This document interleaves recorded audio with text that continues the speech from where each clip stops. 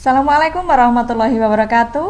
Halo sahabat BDK Malang, bertemu kembali dengan saya Retno Susianti dalam Cangkruk BDK Malang, Bincang Ringan Keuangan Negara. Sahabat BDK Malang, pada kesempatan ini tema yang kita ambil adalah tentang pengadaan barang dan jasa. Dengan spesialisasi pada kali ini adalah pengadaan marketplace pemerintah. Telah hadir di depan saya sahabat BDK Malang, Ibu Fatimah. Selamat pagi Bu Fatimah. Selamat pagi Bu Retno, selamat pagi sahabat BDK Malang semuanya. Mudah-mudahan kita semua dalam keadaan baik ya. Bagaimana Bu Retno? Bu Retno sendiri sehat? Alhamdulillah dalam keadaan sehat Bu Fatimah, dan Alhamdulillah semoga sahabat BDK Malang semuanya juga dalam keadaan sehat. Sahabat BDK Malang, Bu Fatimah ini adalah pelaku pengadaan barang jasa dari Perpres 54 ya Bu Fatimah 2010. Mulai Perpres ya. 2013 dulu ya, sudah ya, itu ini sekali ya. Dari sebagai Perpres 80 ya dulu. Ya, sebelumnya saya dari sebagai panitia pengadaan, kemudian sampai sekarang beliau masih setia sebagai pengajar dengan sertifikasi dari LKPP.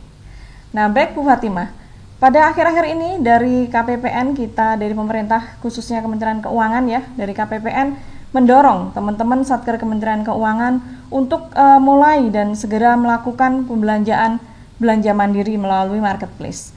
Nah, mengapa Bu Fatimah ini dilakukan oleh pemerintah ya, Kementerian Keuangan khususnya dalam hal ini? Ya, kita sebelum lari ke belanja mandiri tadi yang disebutkan Bu Retno ya, kita lihat dulu latar belakangnya ya Bu Retno. Ya. Di Perpres 54 ya dulu ya, sampai yang sekarang kan diganti ada Perpres 16 ya. 2018. Itu kita sudah melaksanakan namanya e-purchasing ya. E-purchasing itu juga pembelian melalui e-marketplace gitu, dengan menggunakan e-katalog gitu ya. Nah, saat ini ya kita ketahui bahwa sekarang karena arus informasi itu kan sedemikian cepat dan butuh action juga cepat gitu kan. Nah, maka Satker pemerintah ya juga dituntut untuk melakukan proses itu juga cepat gitu. Makanya sekarang dengan e-marketplace yang ada sekarang itu, kalau hanya melalui belanja melalui e-marketplace yang selama ini di e-marketplace itu kan untuk pembelian dengan menggunakan LS gitu. LS itu kan untuk besarannya kan pasti di atas 50 juta ya.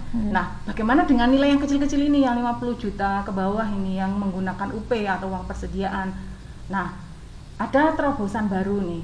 Nah, terobosan barunya adalah dengan sebuah inovasi ya. Inovasinya di ranah transaksi perdagangan di era 4.0 sekarang, di mana kita sudah akrab sekali dengan istilah e-commerce, kemudian e-marketplace, kemudian digital payment. Nah, yang seperti itu yang harus kita adopt ke dalam transaksi pemerintah gitu.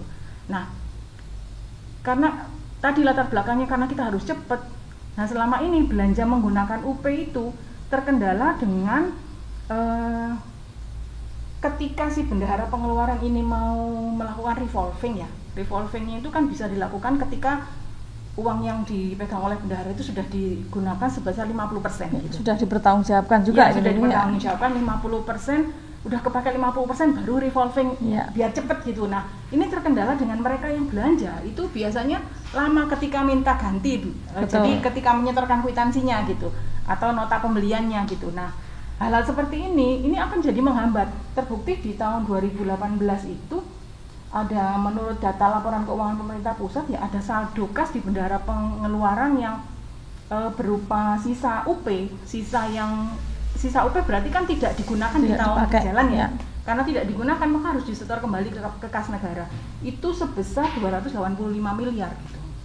Nah, karena sebesar itu kita butuh sebuah proses transaksi yang gimana ya caranya biar cepet gitu ya. Nah, itulah makanya butuh kehadiran yang mengadopsi e-marketplace yang sudah dilakukan ketika melakukan pembelanjaan dengan surat pesanan tadi gitu ya. Yang e-purchasing tadi Bu ya. Nah, e-purchasing tadi gitu. Nah, e-purchasing tadi yang itu kemudian diadopt gimana ya kalau yang kecil-kecil ini juga menggunakan e-marketplace, sementara selama ini kan belum gitu ya. Seperti itu. Nah, caranya bagaimana? Caranya dengan pemerintah itu bekerja sama ya, bekerja sama dengan bank-bank yang masuk dalam himbara himpunan bank plat merah ya, seperti misalnya Bank Mandiri, kemudian BNI, kemudian BRI, mereka masing-masing punya sebuah aplikasi gitu. Aplikasinya berbasis Android, Bu Retno. Jadi kalau yang kita gunakan di Kementerian Keuangan ya itu namanya Belanja Mandiri. Nah, ini aplikasi itu sebuah aplikasi ya, Bu. Sebuah aplikasi berbasis Android. Androidnya Android KitKat kan berarti masih lama ya, Bu Retno ya. KitKat tuh masih sekarang kan sudah kita itu sekarang Android berapa ya? Pi, setelah Pi berarti 10 mungkin, jadi udah habis KLMNOP kan berarti kan Android yang lama pun sudah masih bisa gitu digunakan. Nah, seperti itu. Nah, Belanja Mandiri, kemudian BNI juga punya namanya DigiPro gitu. Kemudian Bank BRI juga punya apa namanya Gastor gitu. Walaupun mungkin ini belum dioperasikan secara maksimal ya, tapi ini merupakan sebuah terobosan ya, di mana Dirjen Perben itu berusaha mengakomodasi proses ya, bagaimana e-marketplace itu kita bawa ke dalam sebuah aplikasi sederhana untuk mengakomodasi belanja pemerintah yang rutin, yang kecil-kecil, yang sampai 50 juta rupiah, yang bisa menggunakan uang UP, uang persediaan. Uang persediaan itu kan uang yang dipegang oleh bendahara pengeluaran untuk melakukan pembiayaan atau pembayaran untuk yang kecil-kecil tadi, sampai dengan 50 juta rupiah. Seperti itu, Bu Retno. Jadi kalau boleh saya menyimpulkan, Bu ya, kalau e-purchasing itu kan pengadaan barang jasa yang dilakukan oleh pejabat pengadaan dengan melalui LS ya, lewat e-katalognya LKPP gitu. Bisa dilakukan oleh dua. Yang bisa melakukan e-purchasing itu ada dua. Sampai dengan 200 juta dia bisa dilakukan oleh pejabat pengadaan. Di atas itu oleh PPK.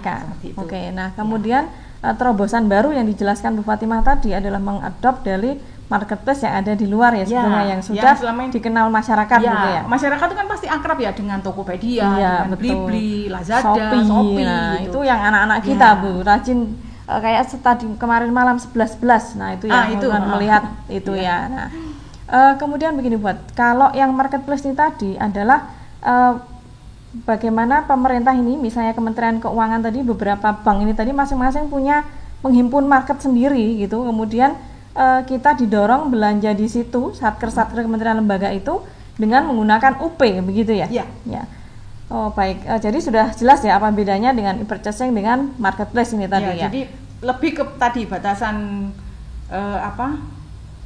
nominalnya ya, pertama ya, yang dia kecil-kecil kita biar cepat pakai uang UP gitu kan ya, uang UP dan belanjanya udah di marketplace yang selama ini kita rekeningnya di bendahara pengeluaran itu ada di mana gitu. Kalau Kementerian Keuangan kebetulan memang kebanyakan kan menggunakan Bank Mandiri gitu ya, payroll kita di Bank Mandiri gitu. Nah, satker lain yang mungkin dia payrollnya di BNI misalnya, itu mungkin bisa menggunakan DigiPro tadi gitu. Kemudian yang satker yang menggunakan BRI bisa ke Gastor misalnya, seperti itu. Nah, kalau sekarang memang masih DJPP masih inovasinya ini sebagai pilot project mungkin Bu Retno ya, yang bisa menggunakan ini masih menggunakan belanja mandiri gitu. Jadi kalau yang lain-lain nanti kedepannya mungkin satker lain akan melakukan itu. Kalau sementara ini masih di Kementerian Keuangan. Jadi saat ini Kementerian Keuangan marketplace-nya belanja mandiri itu tadi ya, belanjamandiri.com ya Bu ya, itu sudah mulai dibangun ya. Ya.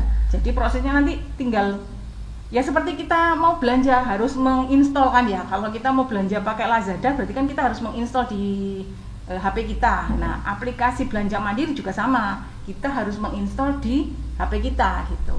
Oh, baik. Dengan cari di Play Store seperti itu ya, prosesnya sama seperti itu. Jadi akan mempermudah buat ya, akan mempermudah bagaimana perputaran uang persediaan yang ada UP yang ada di bendahara ya, biar lebih cepat keluar dari pada kita harus keluar kemudian belanja SPJ-nya masih nunggu lama gitu ya. Kalau itu langsung gitu ya. Kalau itu langsung begitu pembayaran terjadi ya, barang dikirim dibayar pakai barcode-nya itu ya, QR-nya itu selesai ya sudah. Bendahara kan sudah megangin bukti berupa tidak lagi nunggu kwitansi dari si yang pemesan misalnya, atau yang belanja yang pemegang uang muka misalnya. Tapi begitu dia bayar kan mendapatkan bukti berupa yang dari hasil scan tadi kan. Nah, itu sudah bisa diajukan nanti sebagai lampiran untuk pengajuan GUP gitu atau ganti uang persediaannya gitu. Jadi kan lebih cepat ya Bu Retno. Iya, bagus sekali berarti. Ya. Baik. Terima kasih Bu Fatimah. Nah, sahabat BDK Malang, sudah jelas sekali apa yang kita dengarkan dari Bu, penjelasan dari Fatimah bagaimana belanja mandiri di Kementerian Keuangan yang sekarang sedang pilot projectnya adalah Kementerian Keuangan melalui belanjamandiri.com. Nah, ke depan kementerian-kementerian satker lembaga yang lain, sahabat BDK Malang yang di luar Kementerian Keuangan juga akan mulai melakukan hal itu. Nah, sahabat bisa melihat penjelasan di awal di Cangkruk BDK Malang tentang marketplace di Kementerian Keuangan, khususnya untuk di belanja mandiri. Nah, itu akan diterapkan juga di kementerian-kementerian sahabat BDK Malang di luar Kementerian Keuangan. Jadi tetap silahkan diikuti agar kelak apabila sahabat BDK Malang sudah menerapkan tentang belanja mandiri di marketplace masing-masing sahabat BDK Malang yang di luar Kementerian Keuangan, maka akan jauh lebih mudah dan akan mendorong pergerakan perputaran UP di kementerian lembaga sahabat BDK Malang semua. Baik, demikian sahabat BDK Malang, episode pertama pengadaan barang jasa kita kali ini yang membahas tentang belanja mandiri di marketplace. Nah, pada episode selanjutnya akan kita lebih jauh lagi bagaimana prosesnya, bagaimana pajaknya dan lain sebagainya. Sampai di sini dulu dan ketemu lagi kita pada episode berikutnya. Assalamualaikum warahmatullahi wabarakatuh.